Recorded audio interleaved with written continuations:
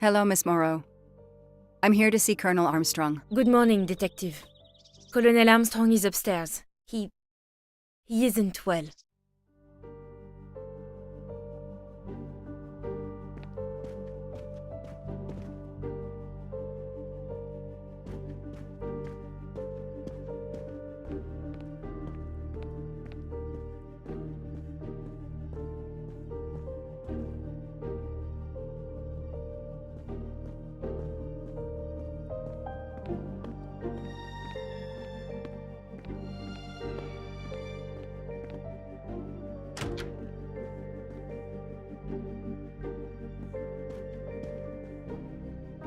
Good morning, Colonel Armstrong. Is your wife here? Here? No, Sonia is not here. Always one step behind. She died of a miscarriage last night. My wife, Daisy, and our baby. My whole family is gone. I'm so sorry. I came straight here this morning. I received word that you can arrange for Daisy to be returned to you for burial. I didn't know. Well, then, now you don't have to come back. I can arrange for Daisy, my wife, and our unborn child to be buried all at once. Very efficient. Being a military man, I can appreciate efficiency. I know how hard this must be for you. No, you don't know. I don't want your sympathy. I want you to do your bloody job and catch the creature that did this. I know you won't believe me, but I swear to you, I will find who did this. If it takes me to the far corners of the earth, I will find them. Then go. Please go now. Go find them.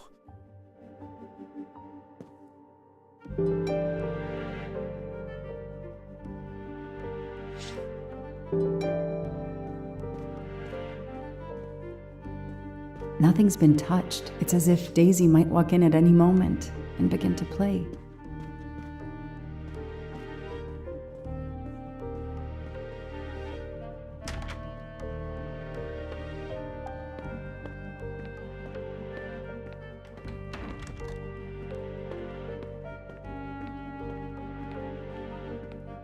The house that once held the laughter of a child now feels so empty.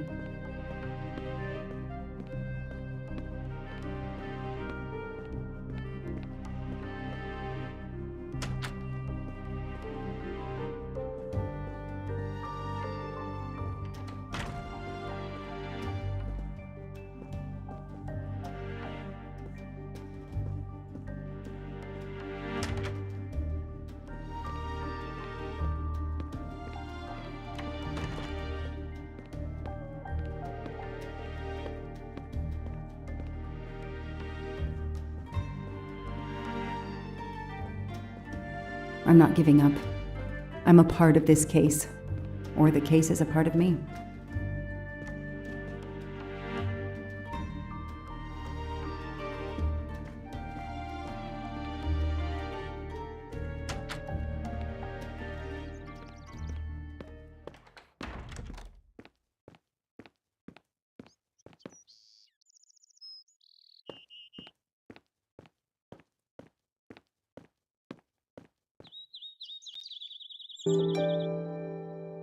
All units, Hike is in the vicinity of the cabin where Daisy Armstrong was found, spotted a pickup truck drive through the barricade tape, and then head up the dirt road toward where the subject cabin is located. Any car nearby who can respond? Unit 28, we can respond, but we're a ways away. Dispatch, this is 11. I'm on it. Copy that. 11, you're good to go. Copy that.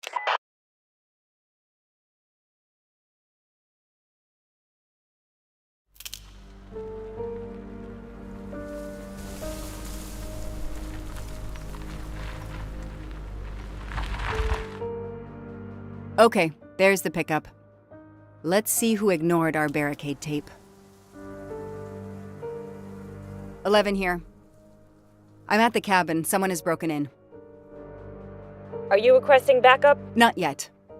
I'm going to take a look around. Copy that, 11.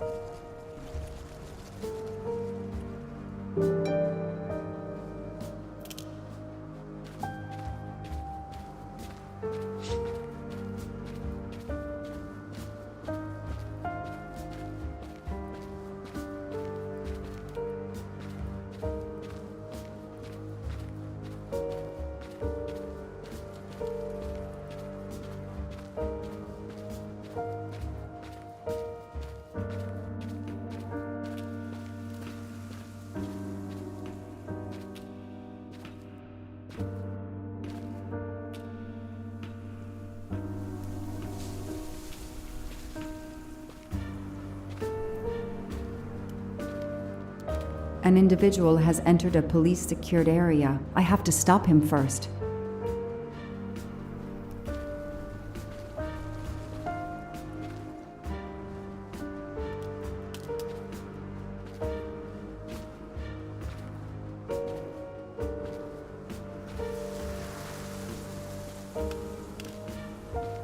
Somebody ignored the barricade tape.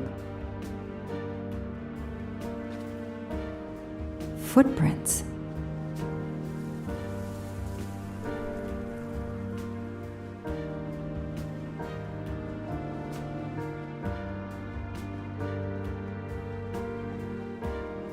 Forensics had to go through this place with a fine-tooth comb.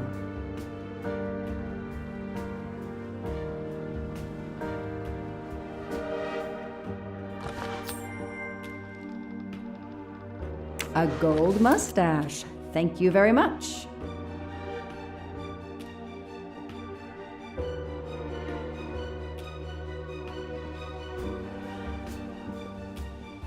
A forensics evidence identification marker.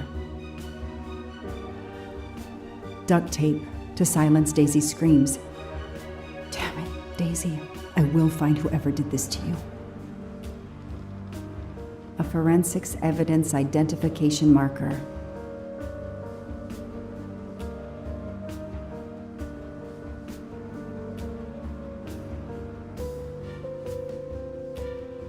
He's not here.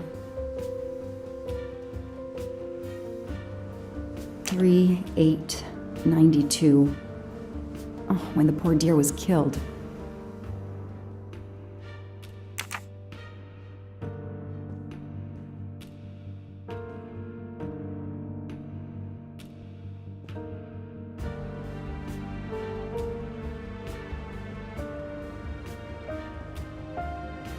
That's where I found Fluffy, Daisy's special toy. I hope we returned him to the family.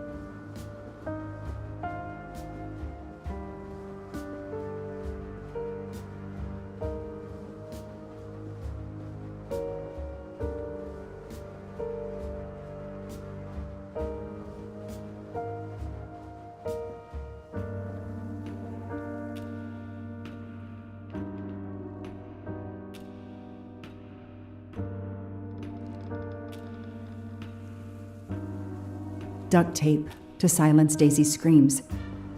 Damn it, Daisy. I will find whoever did this to you.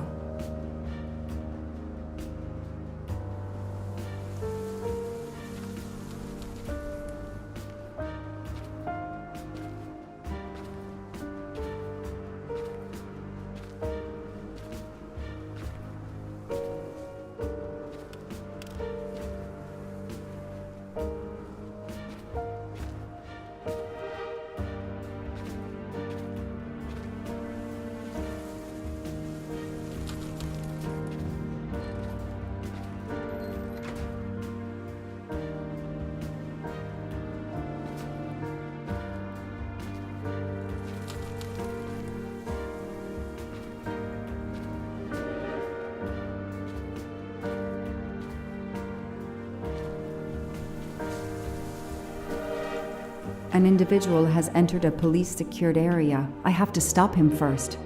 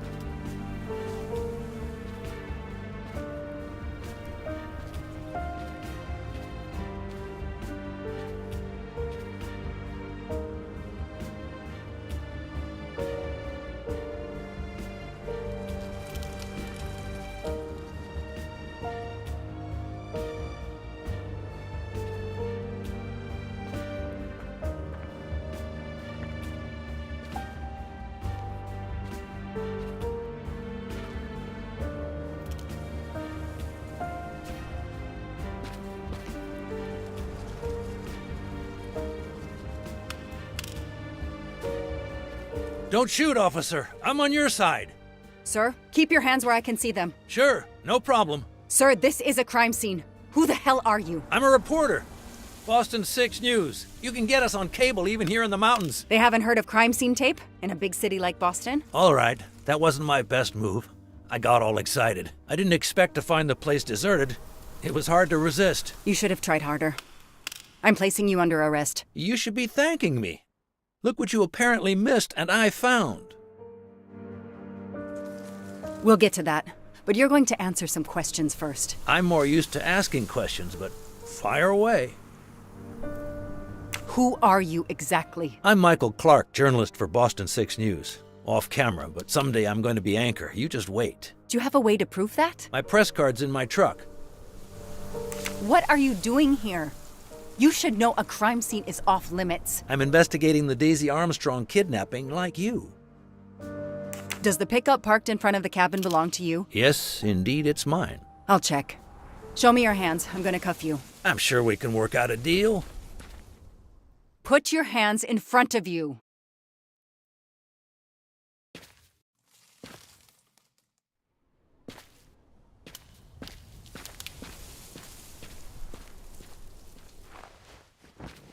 Aren't you gonna read me my rights? You have the right to remain silent. I really wish you'd exercise that one. Dispatch, this is 11. I intercepted a suspicious individual at the crime scene. I'll check to determine how badly he's compromised it. Then I'm bringing him in. Copy that, Detective Locke.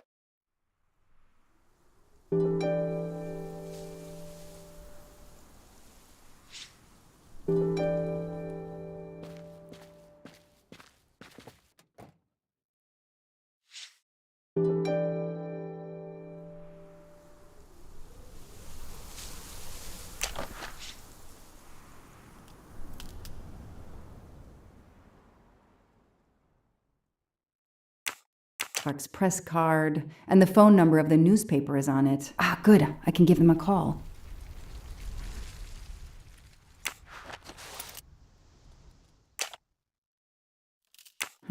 The glove compartment is closed.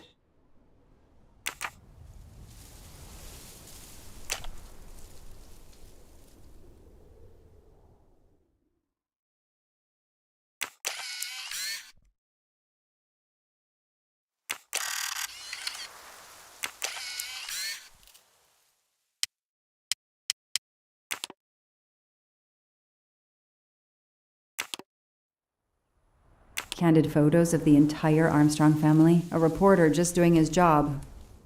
Or something else?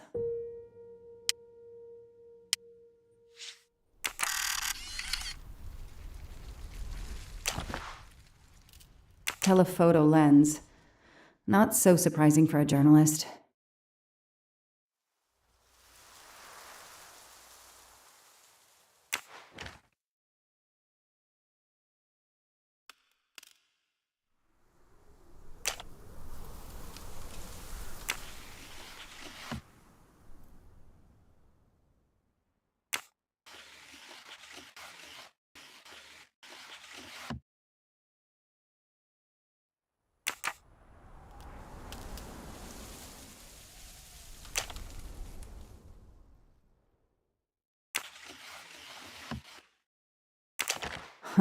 Car keys in the sun visor.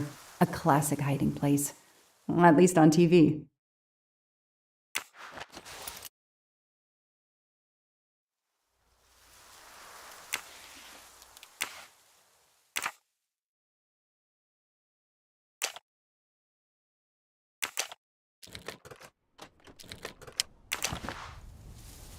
The vehicle registration is not in the name of Michael Clark or a rental company.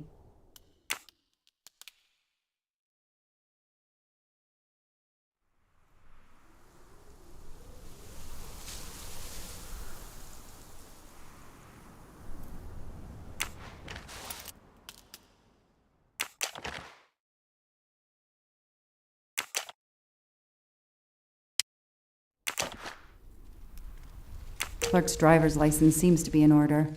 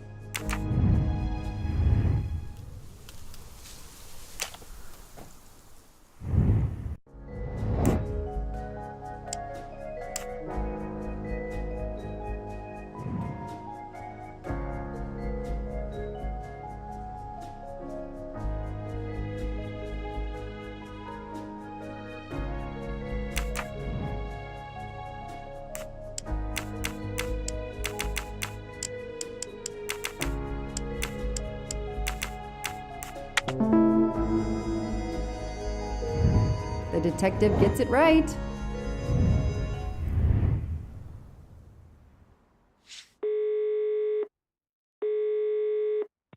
Hi, I'm Detective Joanna Locke, Berkshire Police. I'd like to speak to an editor, please. One moment, please.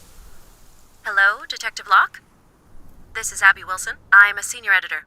What can I do for you? Does a man named Michael Clark work for you? Yes, he does. Why? When was the last time you heard from him? Oh, it's been at least 7 or 8 months. That's not unusual. He works in the field? Yes, Michael Clark is what we call a stringer. He works as a freelancer, comes up with a story we can use, we pay him, then we don't hear from him again for several months. What kind of stories does Mr. Clark write? Mr. Clark is an investigative reporter. Mostly crime stories, to tell you the truth. He comes up with some pretty macabre stuff some of the time. Is there a problem? Or a story? Do you remember what the last case he investigated was? It was a murder case.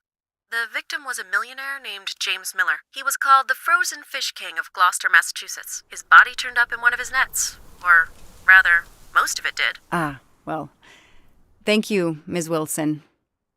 You've been a great help to me. Pleasure. I hope he's not in trouble. He can be a little pushy, but he's a good guy overall. So what's he working on now, Detective? Are you sitting on a story? Thanks again.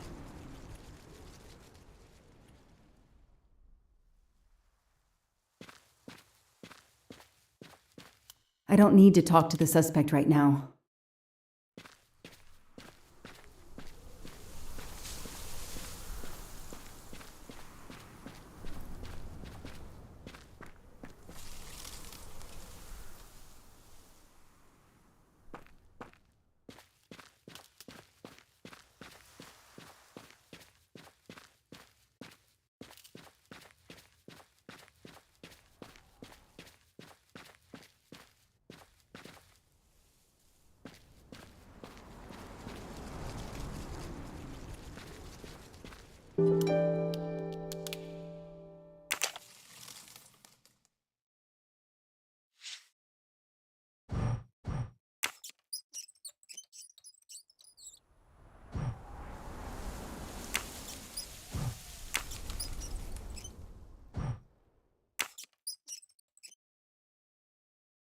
Yes!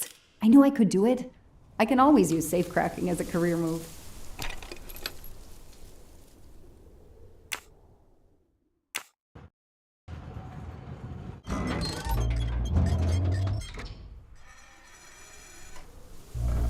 There. Now let's see what secrets you're hiding.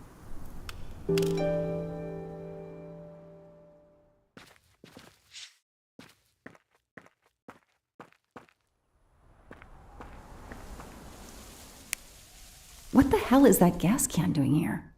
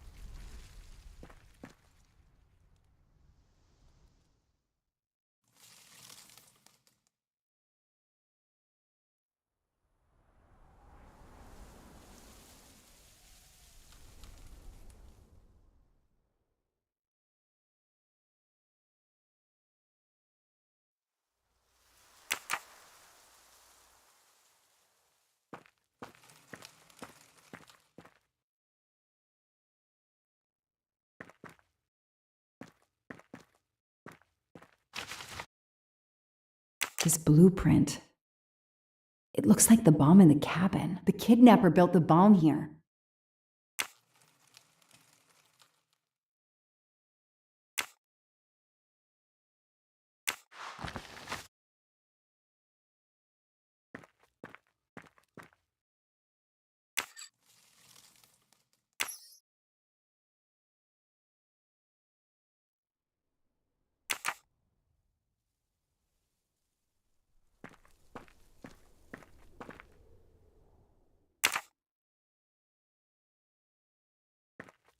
This bunker looks like it's as old as the cabin. Everything is falling apart.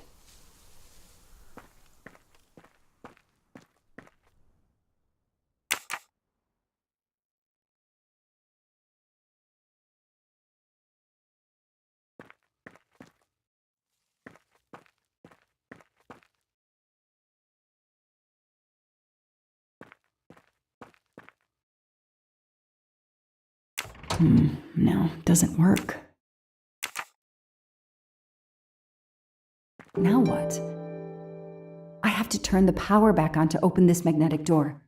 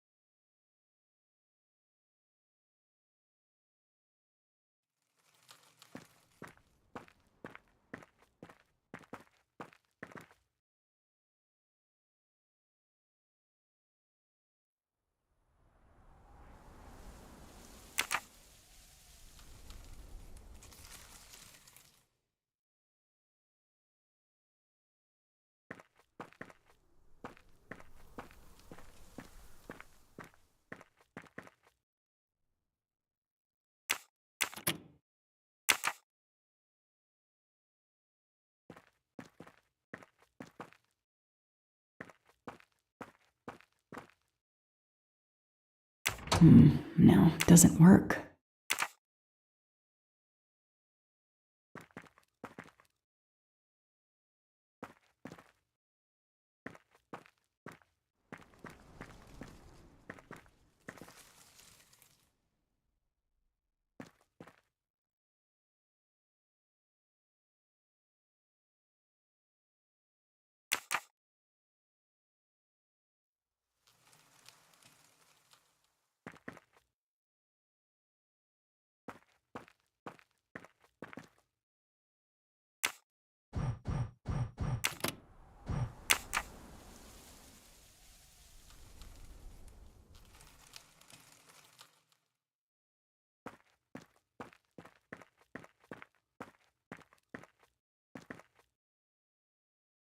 Let there be light.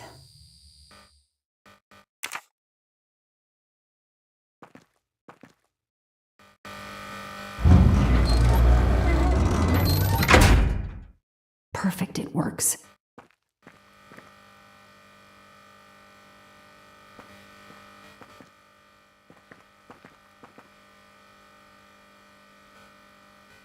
February 24th, the day of the kidnapping.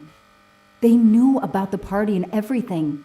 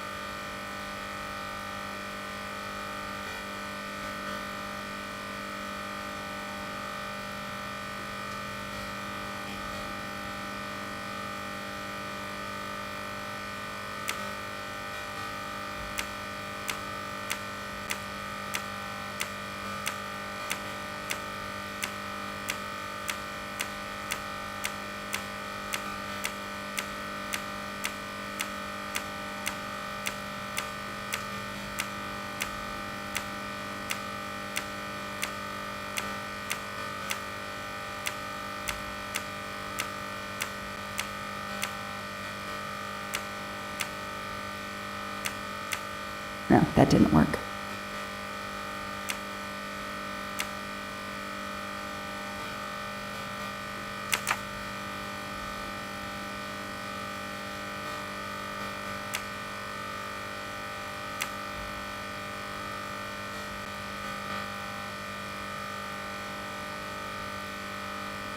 That isn't the right combination.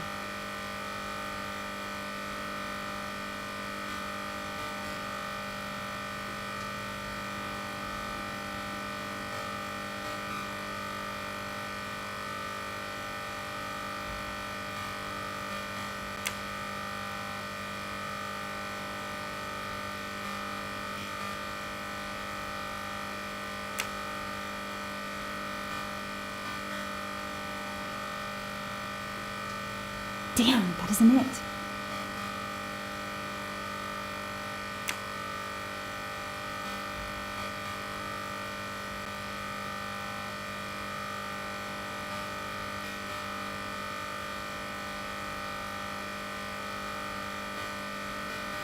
No, that didn't work.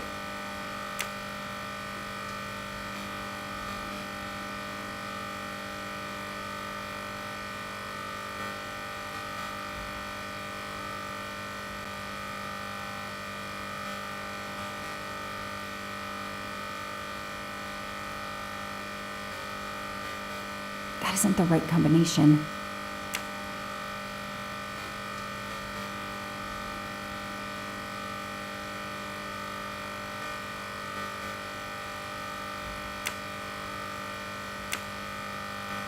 Damn, that isn't it.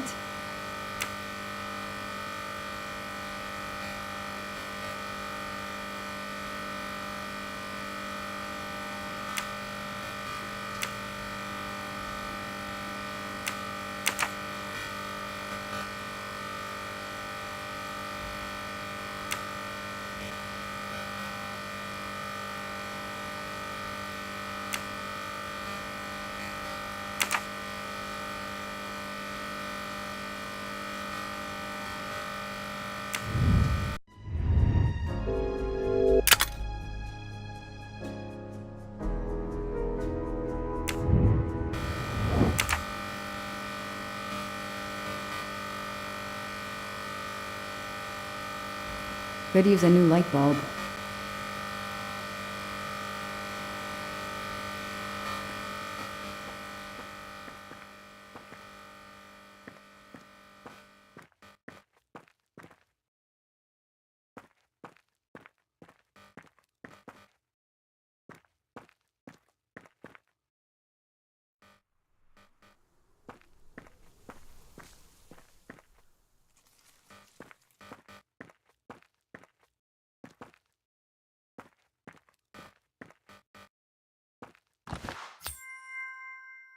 I've earned a gold mustache.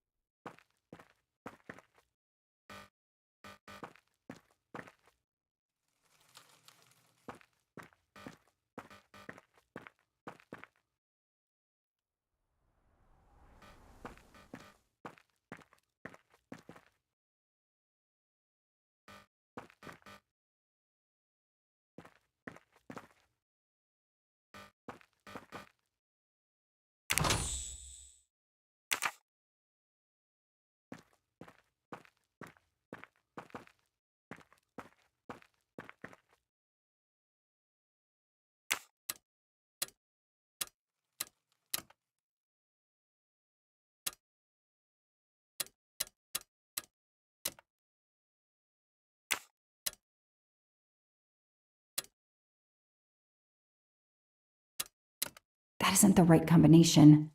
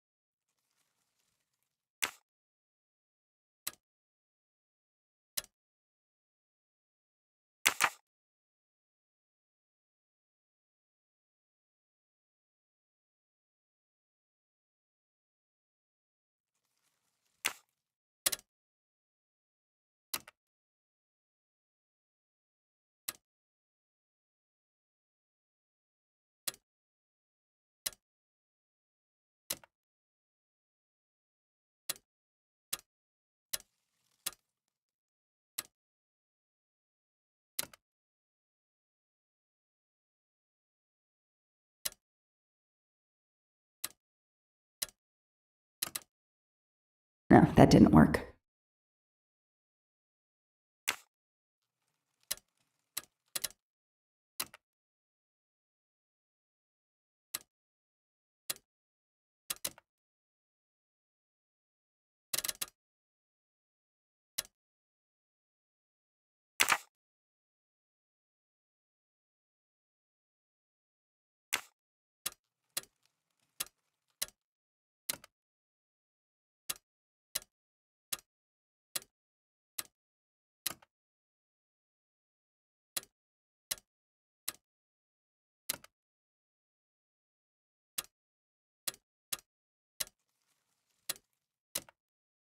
Yes!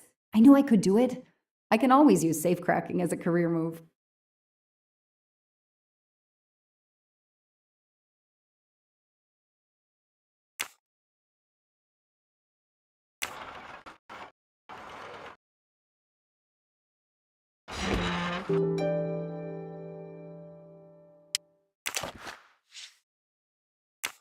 An expensive-looking pen with the initials JM?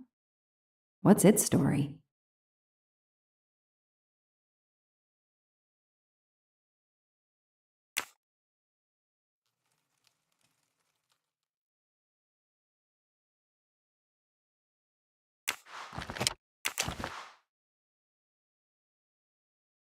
It's Daisy's hair clip, the same as the picture I saw at the Armstrong house.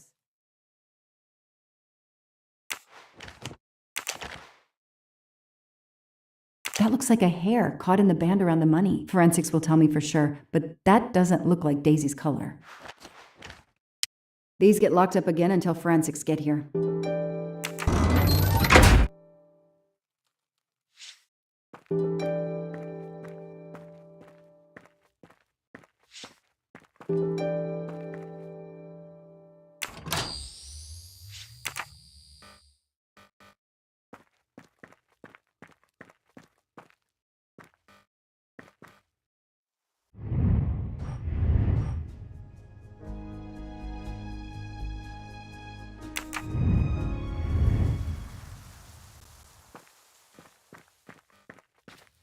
I'll secure the bunker for forensics. Progress at last.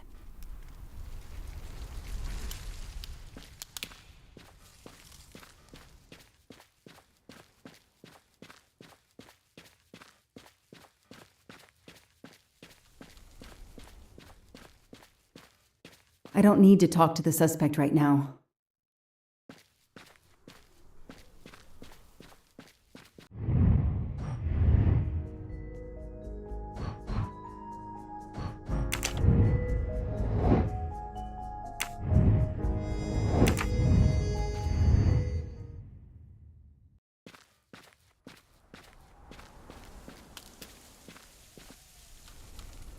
The gas can I found in the bunker would match this outline perfectly. Okay, time for forensics to attack that bunker. And Clark?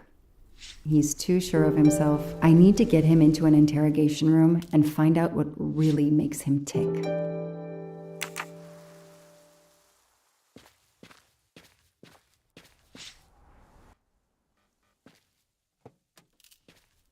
I know my rights. You can't keep somebody locked up in a car like this, you know. You wouldn't do it if I was a dog. Do they have bathrooms at the station?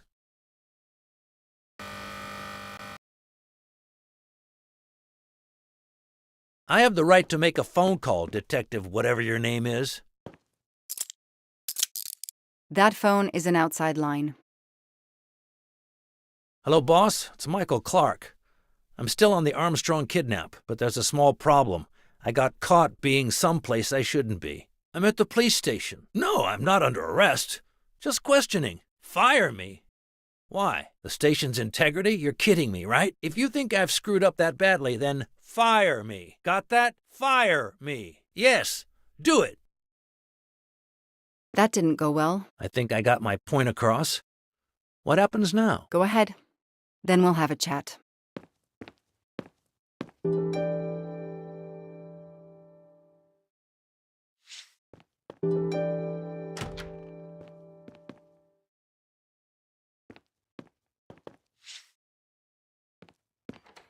Now that we've taken your DNA, we can begin. Interview of suspect Michael Clark, 6 p.m., March 30th, 2019. This interview is being recorded. By elves behind the mirror, no doubt? You were arrested at a crime scene where you damaged police barricade tape. I'll pay for a new role. That's a Class A misdemeanor, and it carries a $500 fine. Oh, that's unfortunate. To begin with, where were you on the night Daisy Armstrong was kidnapped? I was watching TV in my motel room, but I had my police scanner on. I heard the first reports that the little girl was missing. No way the police at the scene were gonna let me get close. I set my alarm so I could get on the story first thing in the morning and tried to sleep. It was difficult. Can anybody confirm where you were? No, afraid not. I was alone and sleepless. A sad combination. And I realized a bad alibi.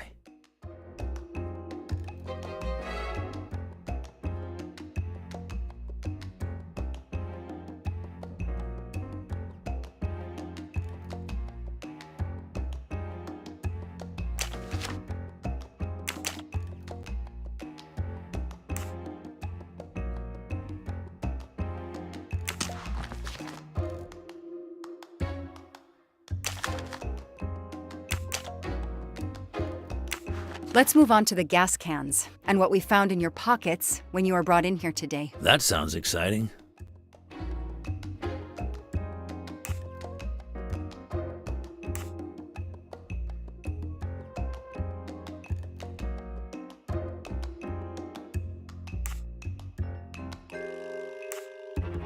In addition to the gasoline in the back of your pickup and another in the bunker, you had a lighter and gloves in your pockets. You were going to set fire to the bunker and every scrap of evidence inside. Where to begin? I'm sorry to disappoint you, but I wasn't planning to use these things to destroy the crime scene. I've been around crime scenes my entire career. I brought the gloves so as not to contaminate it with my fingerprints. The gas can in the back of my pickup, I use it to put gas in the truck. Gas stations are few and far between in your mountains. I didn't know there was a gas can in the bunker. If that's true, I did you a favor. My arrival obviously scared off somebody planning to burn everything. Do you also have an excuse for your lighter? The lighter? I'm trying to quit smoking. I used the lighter as a reminder not to start again.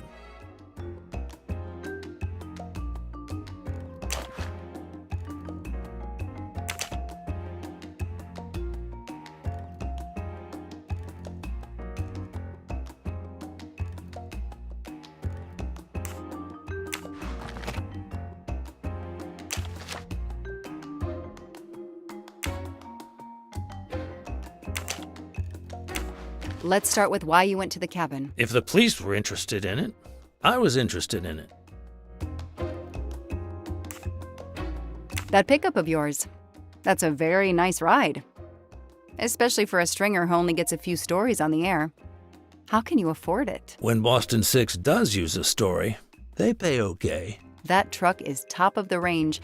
How much did it set you back? $55,000, $60,000? When I have to, I do what everybody else does. I take out a loan. How about you, detective? You got a loan on your car? He's enjoying himself. I need to throw him off balance somehow, surprise him into making an error. Explain to me again how you got to the crime scene. I listened in on the police radio frequency.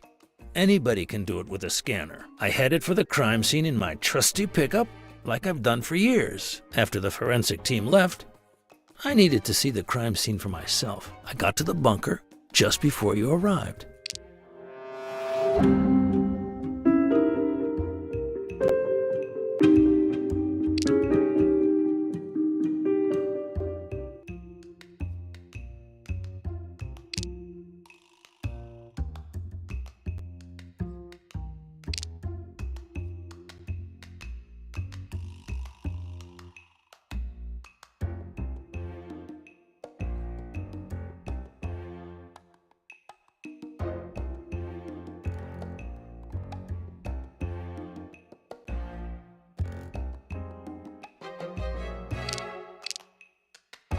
You said you've been driving that pickup for years? You heard right. Thanks to it, I never miss a story. You say you've been using your pickup for years, but the title certificate is not in your name. The truck belongs to somebody named Stephen Baker. Okay, I don't get why the pickup is so important to you, but I guess my ego made me say that. Yeah, the pickup was lent to me by a friend. I couldn't afford it even with a loan. I think you stole it, Mr. Clark. You needed a pickup like that for our mountain roads, so you stole that one. Try proving it. But while you run off on some wild goose chase, you can't hold me.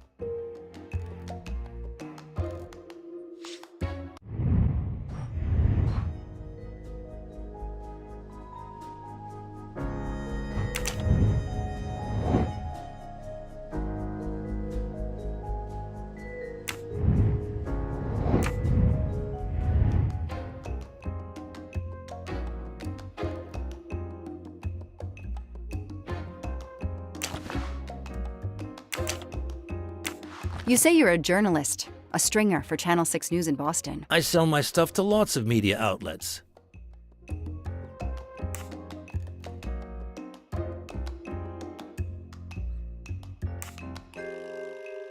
How is your editor doing? Last time we spoke, she was fine.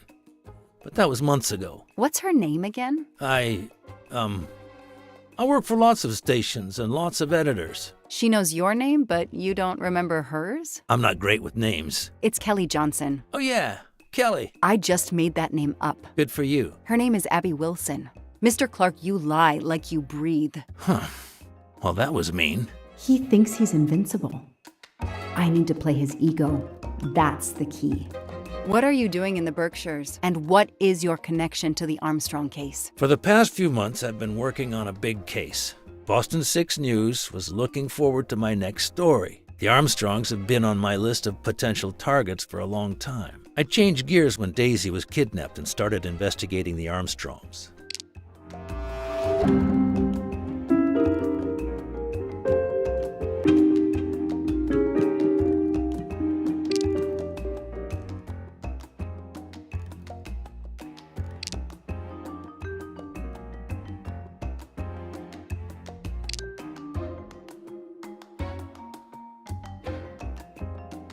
So you just stumbled on a major kidnapping story during your stay in the Berkshires. Yeah, I was researching PCBs in the river for crying out loud. Then, wow, the Armstrongs.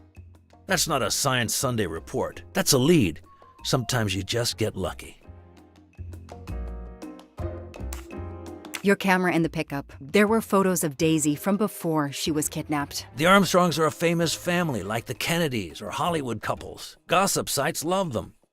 People want to see how they live. I started out just stealing candid shots. Paparazzi live on getting that one exclusive shot. Steamy, intimate, whatever. Then when the kidnapping happened, I realized I was here first. What an opportunity. And I jumped at it. You have an answer for everything. You're not very good at this, are you?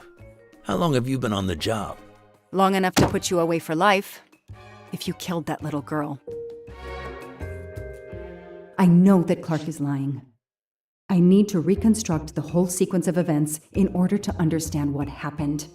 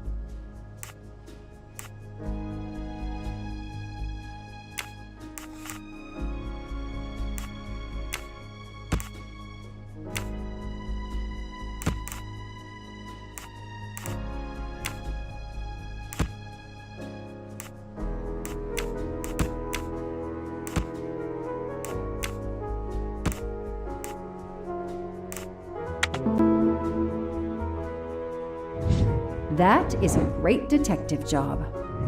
I'll tell you what really happened. You waited until forensics left and arrived in your probably stolen pickup. You grabbed a can of gasoline from your truck. You then went into the cabin to check if Daisy had been found. You then went straight to the bunker to see if it had been discovered, planning to set it on fire and destroy all the evidence inside. Before you could start the fire, you heard me arrive. So you hastily left your gas can and closed the hatch. You didn't think I could open the bunker. If I hadn't found you, I expect you would have burned down the cabin too. I'm not gonna make fun of you, Detective, or how you handled my interrogation. You're obviously very new at this. I swear I'm telling the truth. I didn't know the bunker was there until the moment you showed up. I seem to have trumped your entire police force. When I get the DNA results from the bunker, we'll continue this conversation. You have no concrete evidence against me whatsoever. The lab results will be in soon. You won't get away with this. See that call? That's your arrest warrant and a one-way ticket to prison. I'll be right back.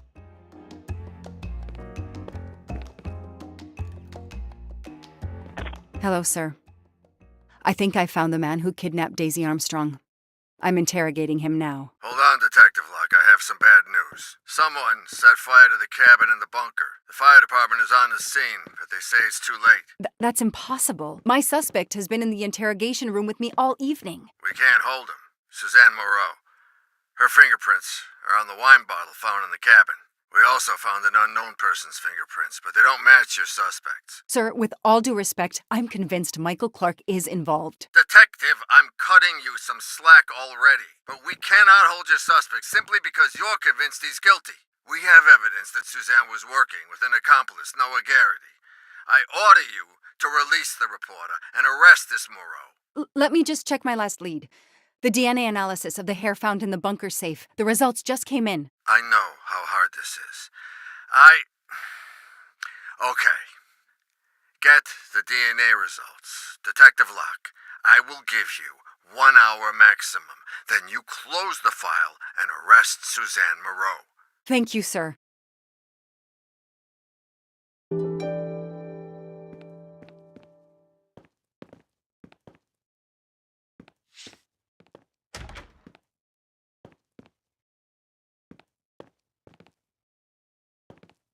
An extra computer so I don't have to go all the way out to my desk. This is all a game to him, and he doesn't expect to lose. Case files. A lot of them for our tiny town. The only comfortable chair in the whole station. But there's no time to rest. I'll add these to the file. Anything that will erase Clark's smile.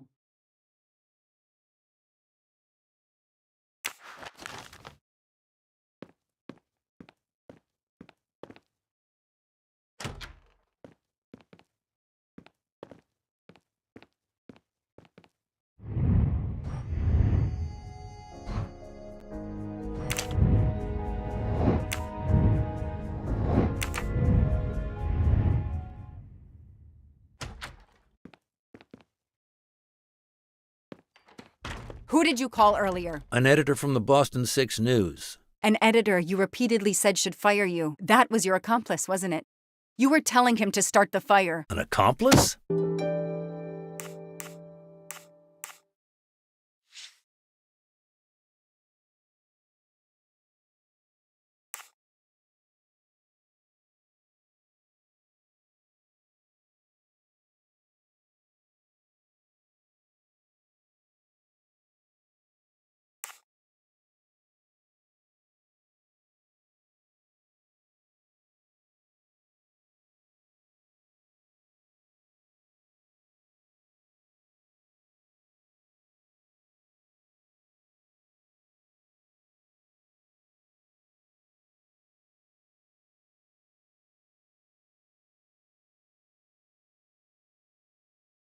I know it was Noah you called. I'm saying nothing more without the presence of my lawyer. Stay right where you are. I'm not done with you yet. Wow. Do I hear grounds for a lawsuit? Some poor innocent woman is being accused instead of you. You set her up, didn't you? You have to let me go, Detective. All I need is one more phone call to the lab. I know it's you, and I'm going to prove it. Hello, this is Joanna Locke. I need the results of the DNA test I asked you for. Hi, Detective. Sorry, we only have the DNA sequence. We haven't had time to compare it with the suspects yet. It'll take 7 more hours. I'm sorry, but you are not the only one on the waiting list. Send your analysis to my computer in the office. I'll do the comparison myself. I need authorization. I have a murderer who is going to walk free unless I get those results now. Fine, we'll send it to you right away, but I'll have to log this. It's my last chance.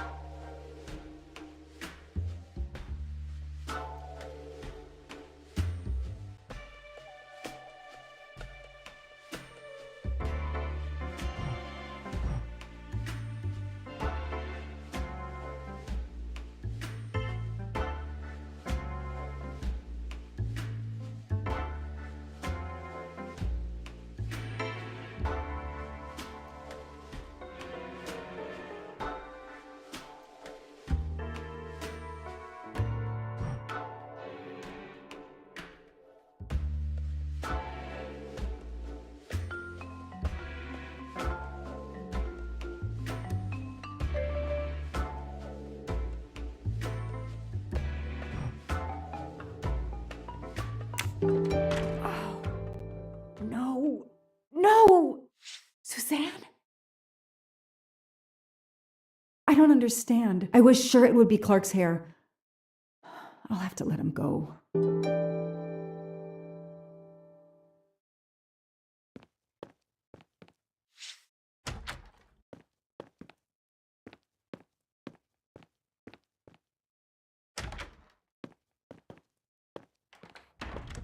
You can leave. Sorry it didn't work out for you, Detective. Maybe you should consider a career change. We are not done. Oh, but we are, my dear. We are done. I had no choice but to return to the Armstrong house to arrest Suzanne Moreau.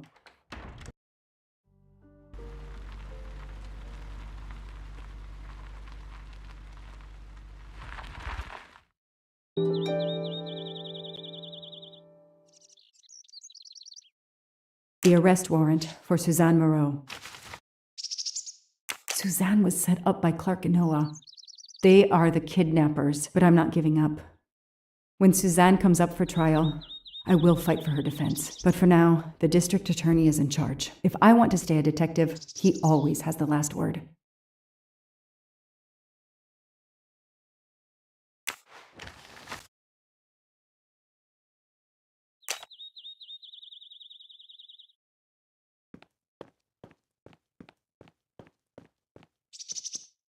The door is wide open. How strange. Hey, is anyone there? Miss Moreau? Miss Moreau? This is Detective Locke.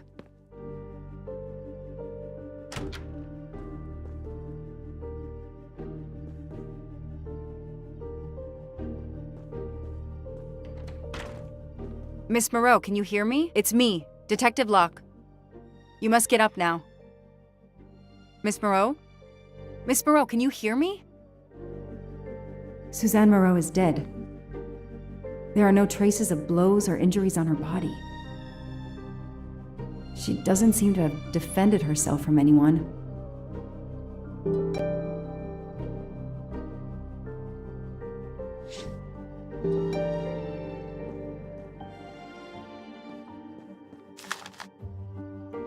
Suzanne was telling the truth about her mother.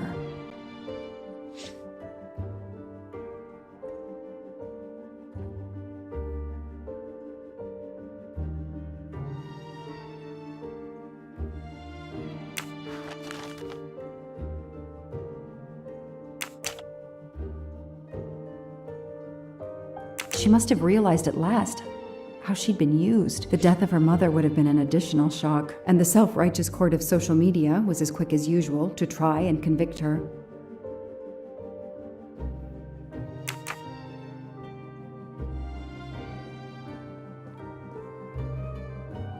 Suzanne's diary is missing.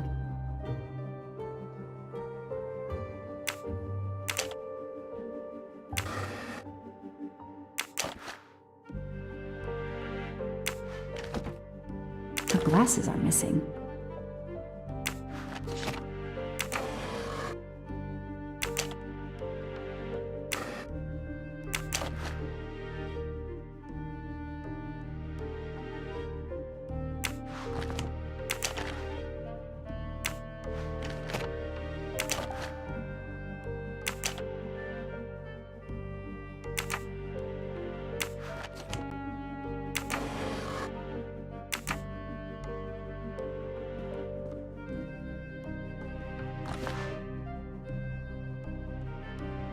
It appears Suzanne killed herself by ingesting all these drugs.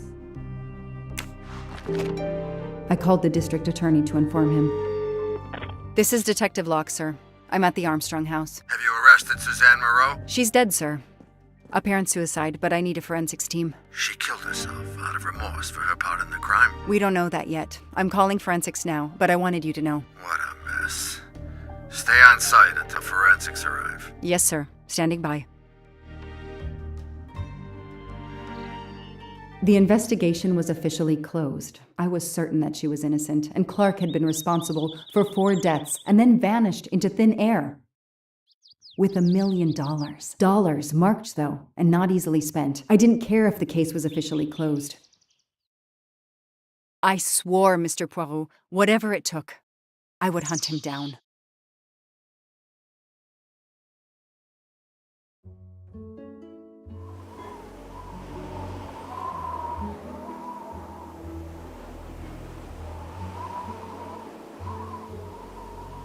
I waited for the forensics team, then went into the station to write my report. I was officially off the case. Thank you, mademoiselle. That obviously cannot be the completion of your story. If I might ask a question? Of course.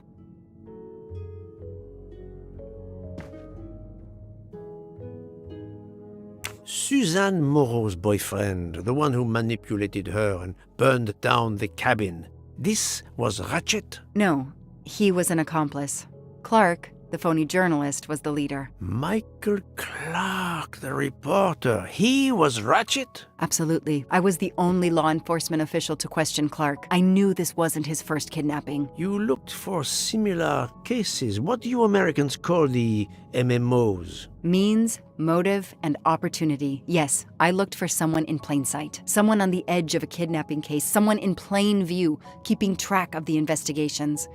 An innocent witness, a concerned neighbor, even another reporter. And eventually you found a name behind an alias. Yes, I found a name. Cassetti, the real name. The real name of the man you call Ratchet is Cassetti. This explains much, mademoiselle, but not all. It explains why she is our number one suspect. But not how she came to be on this train.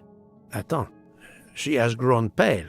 I don't know what's wrong with me. Excuse me, Mr. Poirot.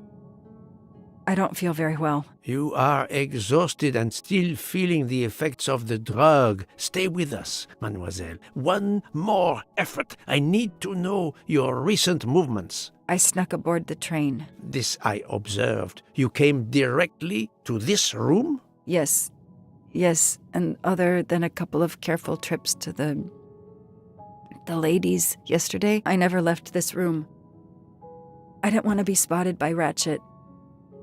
Yesterday, I chatted with my roommate, Miss Schmidt, I think, here in our room. She brought me some dinner. I got very sleepy and nodded off. And now she nods off again. Is this a joke? She must be faking, so we can't interrogate her further, Poirot. No, Book. She really seems to have fallen asleep again. It is my fault. She must have been given a dangerous dose of sleeping pills last night. The effects should wear off soon, I hope, but I am afraid asking her to tell us her story was too much for her. Pinch her, Poirot. She's faking. Her eyes are dilated. She is not faking, and there will be no pinching. Dr. Constantine, please stay with her. Monsieur Book, ask the other passengers to gather in the dining car. There are still many questions I need to ask. But all of them together? Won't someone overhear your questioning the others? I will speak softly because I am trained to do so. They will speak softly because they want to. Very well. I will do as you say.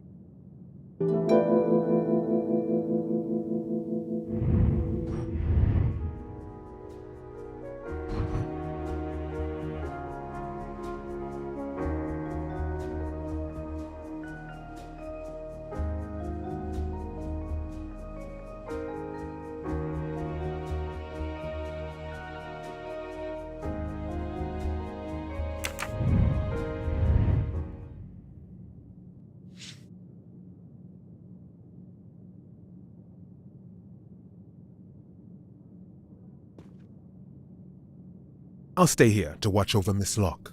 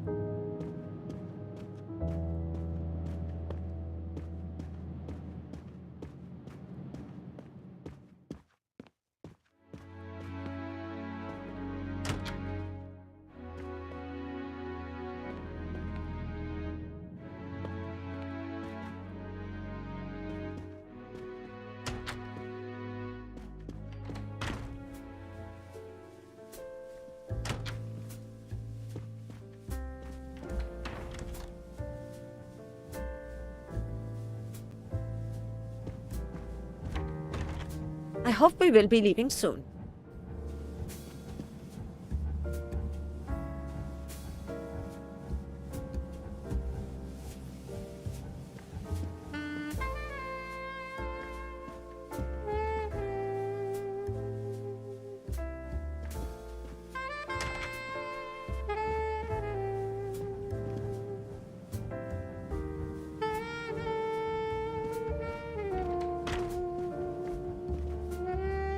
I should go and interview the passengers in the restaurant car.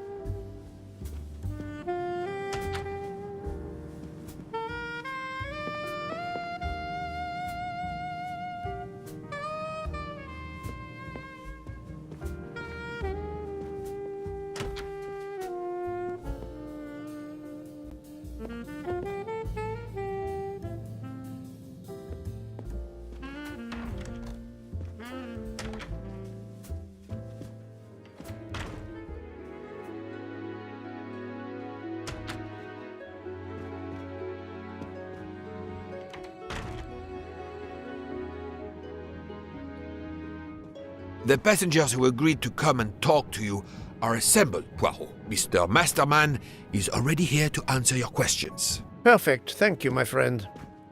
Sit down, Monsieur Masterman, please. Thank you. Does the name Cassetti mean anything to you? No. Should it? Have you heard of the Armstrong kidnapping case? Of course. It was all over the news a few years ago. Your employer's real name is Cassetti. He was the man behind that kidnapping. Mr. Ratchet was... He murdered that poor little girl? Mr. McQueen, the man you worked for is a kidnapper named Cassetti. What?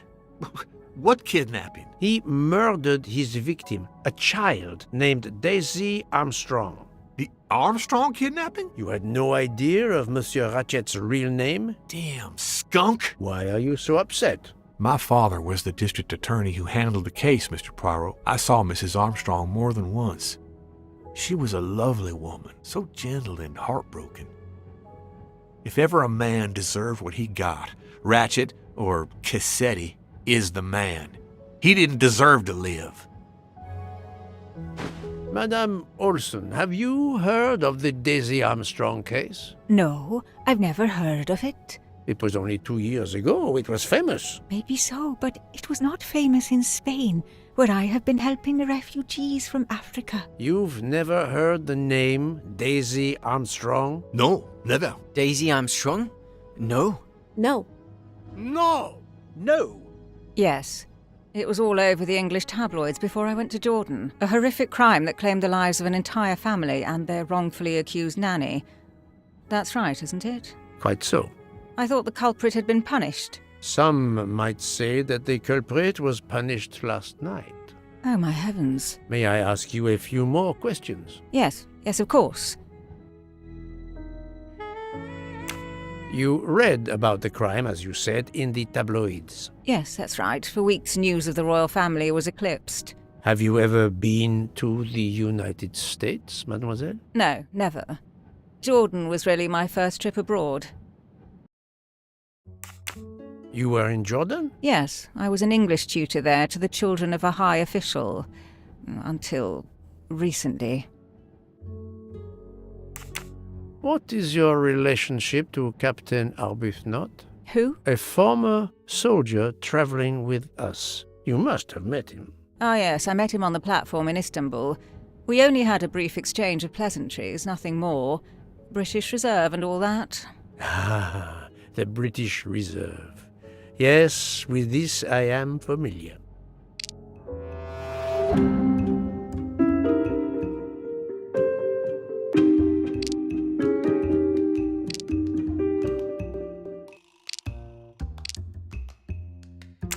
Are you sure everything you have told me is accurate, Mademoiselle Debenham? Of course.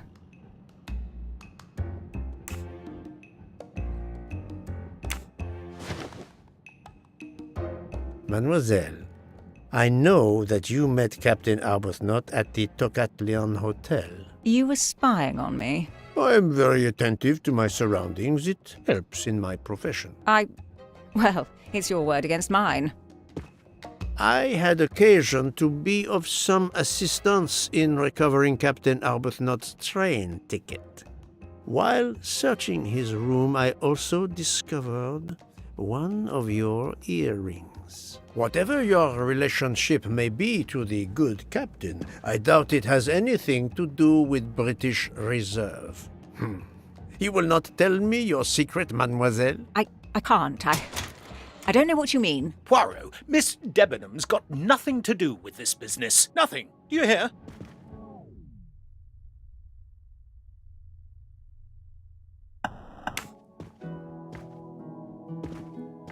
Archie, stop. Captain, no! This behavior is unworthy of an officer and a gentleman. Leave her alone! Have you no honor? Archie, we should go.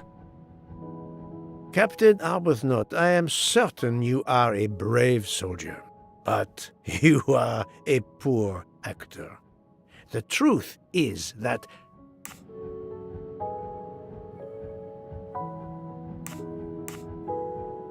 your relationship with Miss Debenham is beyond doubt, Captain. Your reaction was apparently that of a man trying to protect the woman he loves. I might understand that if your relationship were some cleverly disguised secret, but it is not. You make puppy dog eyes at one another at every opportunity. You cannot hide your love. Everybody knows. I advise you to stop with your accusations, Mr. Poirot. I'm going to escort Miss Debenham back to her compartment. Make of that what you will. The captain and Mademoiselle Debenham are obviously adamant about not revealing their relationship, but this scene convinced me there is more that is not so obvious. This murder has everyone on edge. In my 25-year career, I have never seen such madness aboard the Orient Express. I understand, my friend. The more we learn, the more perplexing this train ride becomes. But we have other clues to pursue. What do you have in mind? The broken watch on Monsieur Ratchet's wrist, for example, and the handkerchief found near the body. Who does that belong to? This little drama we have just witnessed has not put you off the scent. Far from it, my friend. Will you return to your watch over Mademoiselle Locke? Yes, I will. Dr. Constantine can probably use a break. Good. Au revoir, Poirot.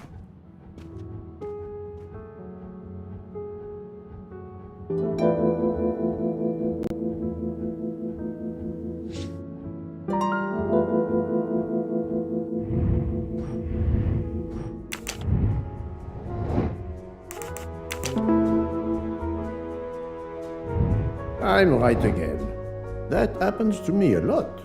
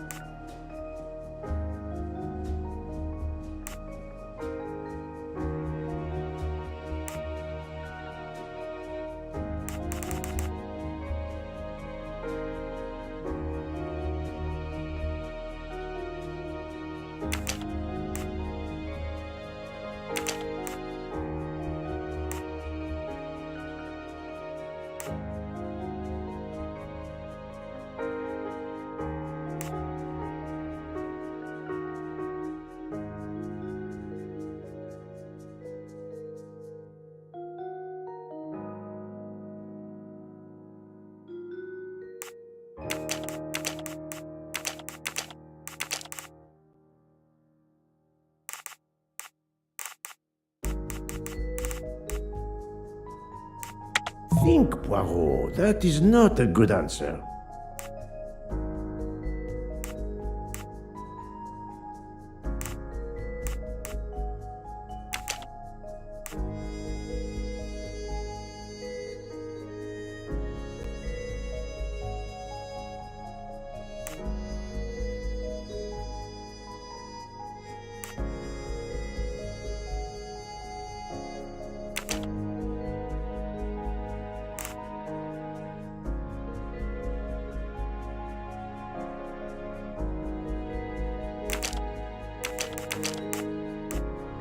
I do not think that's the right answer.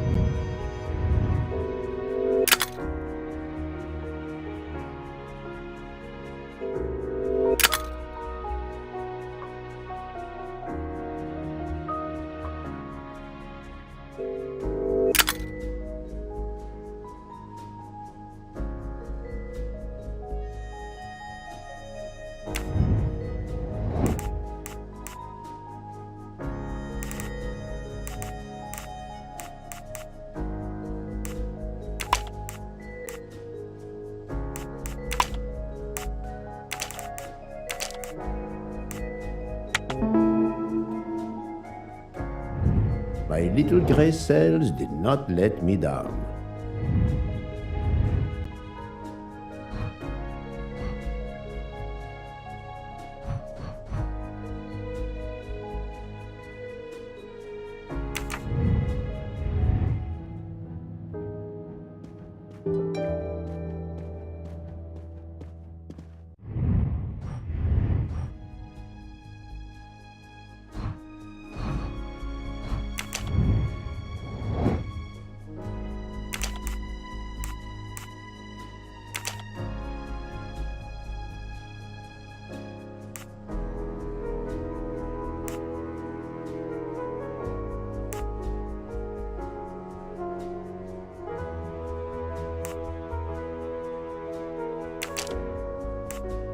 No, not good. Let me consider all the possibilities.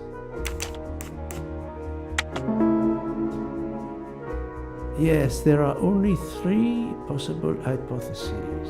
The watch has been tampered with, or it is out of adjustment, or it indicates the time of the murder. I shall explore these last 2 possibilities before reaching any conclusions. If the watch is out of adjustment, it may be broken. There may also be another reason related directly to Ratchet. Maybe the watch is set to another time zone.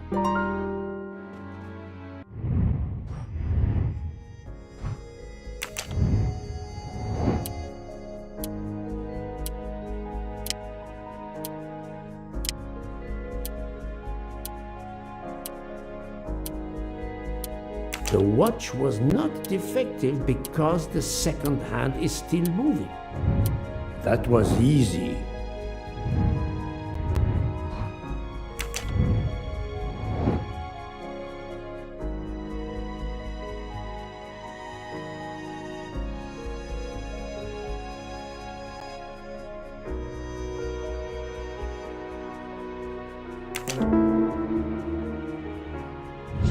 My little gray cells did not let me down.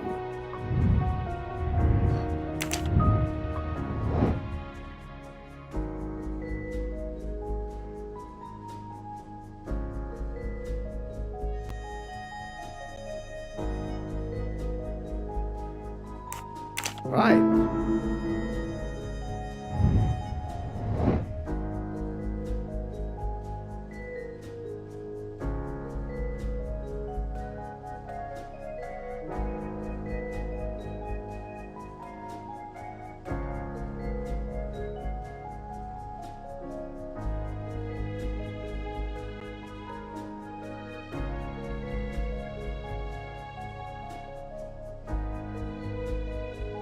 Adequate. If this theory is correct, then the murder took place at 12:15 a.m. I must interrogate all the passengers to see if any of them have an alibi for this hour.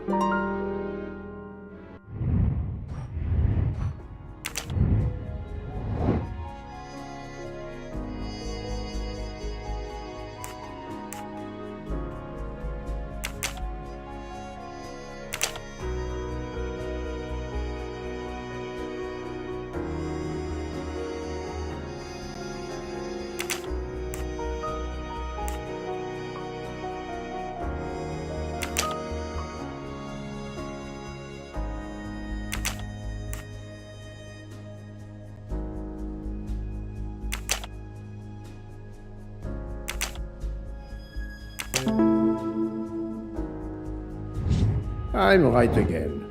That happens to me a lot.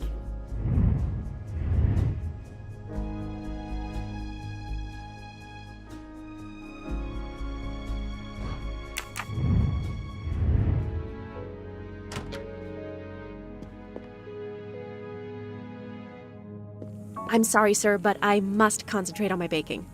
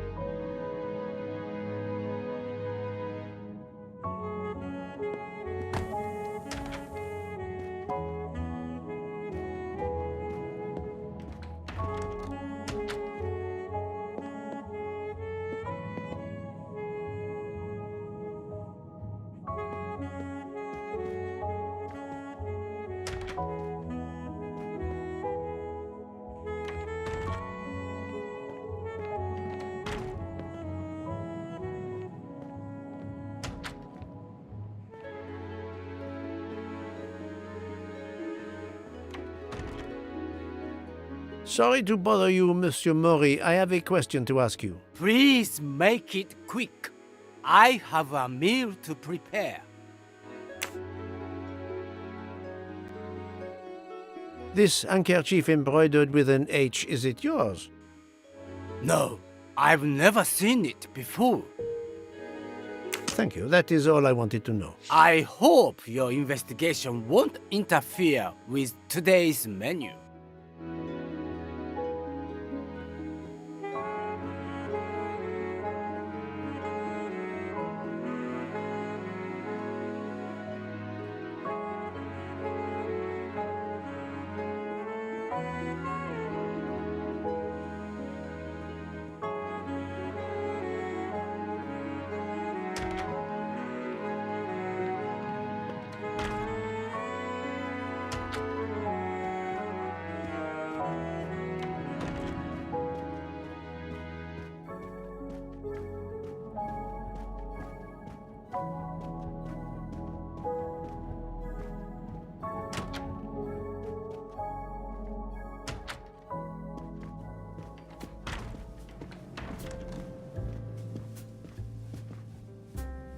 Monsieur Foscarelli, I would like to ask you a few questions, if you allow me. Ah, Signore Poirot, is it? I was wondering when you'd get around to me. Unfortunately, you find me on a mission of mercy. Hello, Monsieur Poirot. Sorry, we have a small problem. The orange juicer has broken down and I can't fix it. Mr. Foscarelli has kindly offered to help me. It isn't a car engine, but I am doing my best. Even with the two of us, we can't manage. Let me guess. You call upon Poirot to help. I'd be happy to answer your questions when we finished.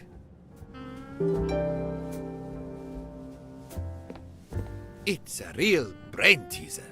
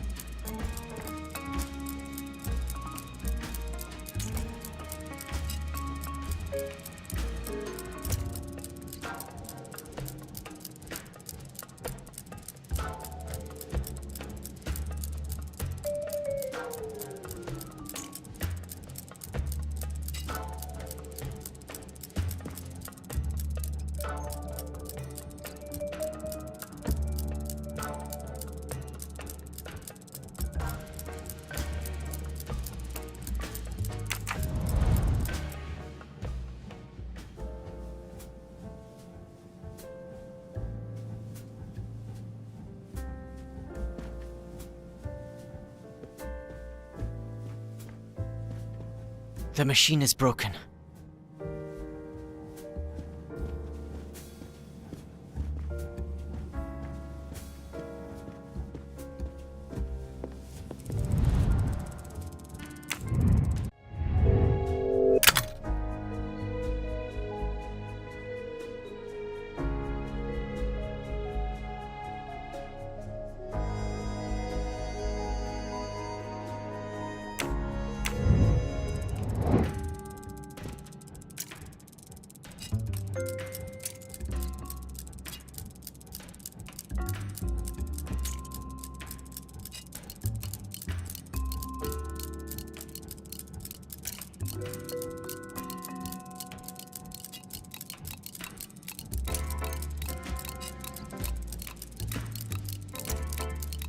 Voila, it should work correctly now.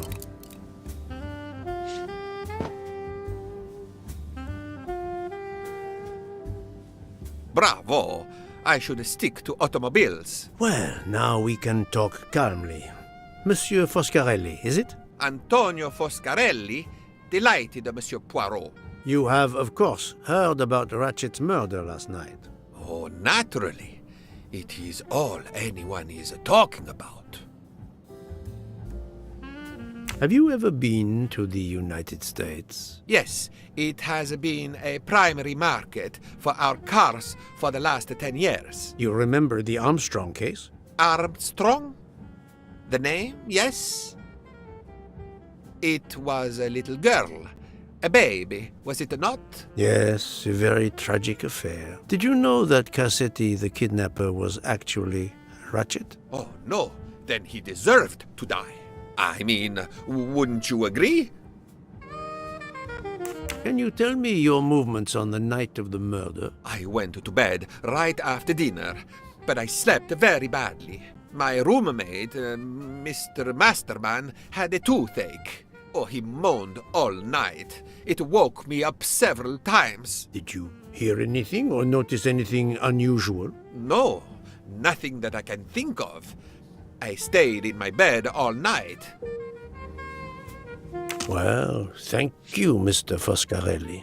I'm sorry I couldn't help more, Signore. I remain at your disposal if you should need me.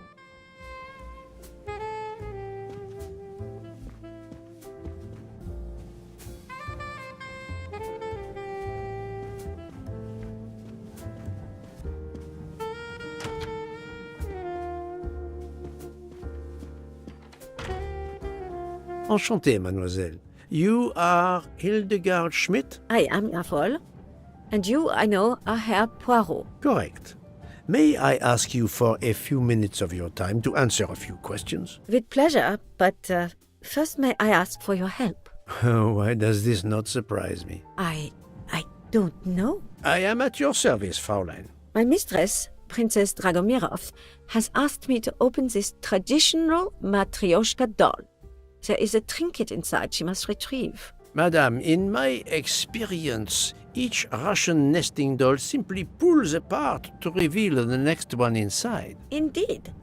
Yet try it for yourself. As you wish. Ah, you are a gentleman. Herr Poirot, thank you very much for helping me.